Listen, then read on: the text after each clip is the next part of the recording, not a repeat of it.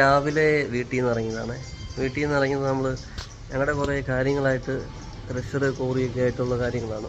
അതിൽ പോകാൻ വേണ്ടി വന്നപ്പോൾ നിസാൻ ടെറാനോയിലാണ് ഇന്നിറങ്ങിയത്. അപ്പോൾ പതിവില്ലാതെ ഈ വണ്ടിക്ക് കംപ്ലൈൻ്റ് എന്ന് വെച്ച് കഴിഞ്ഞാൽ പൊതുവേ നിസാൻ ടെറാനോ വണ്ടികൾക്ക് രാശേട്ടാ ഈ വണ്ടിയുടെ യാത്ര എങ്ങനെയുണ്ട്? യാത്ര അടിപൊളിയല്ലേ?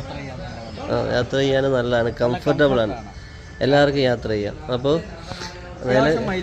അത്യാവശ്യം മൈലേജ് 10-20 മൈലേജും കിട്ടുന്നുണ്ട്. അപ്പോൾ ഈ വണ്ടിയുടെ കംപ്ലൈൻറ്റ് നിലവിൽ വീൽ ബയറിങ്ങിനാണ് കംപ്ലൈൻറ്റ്. അപ്പം ഈ വീൽ ബയറിങ് കംപ്ലൈൻ്റ് ആണ്.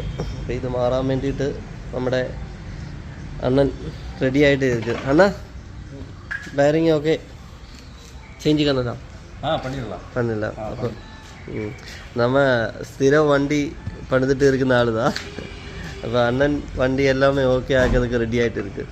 ஆனால் இந்த வண்டிக்கு பொதுவே என்ன வேலையெல்லாம் வந்துட்டு இருக்கு? நிசான் டெரானோ இல்லை டஸ்டர் எந்த வண்டியாக இருந்தாலும் கரெக்டாக மெயின்டெனன்ஸ் மட்டும் கரெக்டாக பண்ணால் போதும். அப்படியே வேலை கரெக்டாக இருக்கும். இது வந்து வீல் பேரிங் இந்த கேட்டிருக்கு ஆறு இருக்கா இல்லையான்னு கையில் இருக்கான்னு கேட்டிருக்கு.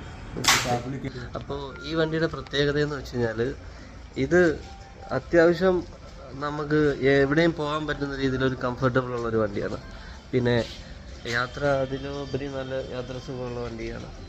മെയിനായിട്ട് നല്ല രീതിയിൽ മെയിൻ്റെനൻസ് ചെയ്യണം വണ്ടി. മെയിൻ്റെനൻസ് ചെയ്യാതിരുന്നു കഴിഞ്ഞാൽ ഈ വണ്ടിക്ക് കംപ്ലൈൻ്റ് ആണ്. അപ്പോൾ അങ്ങനെ ഒരു വണ്ടിയാണ്. അപ്പോൾ അണ്ണനിപ്പം മാറി കഴിയുമ്പോൾ ഞാൻ ഇതിൻ്റെ പാർട്ട് കാണിച്ചു തരാം കേട്ടോ എങ്ങനെയാണെന്ന്. പിന്നെ ഓൾറെഡി ഇത് 6-7 വർഷമായിട്ട് നമ്മുടെ കയ്യിലുള്ള വണ്ടിയാണ്. അത് തന്നെ വണ്ടിയോടൊരു വലിയ ഒരു താല്പര്യമാണ്.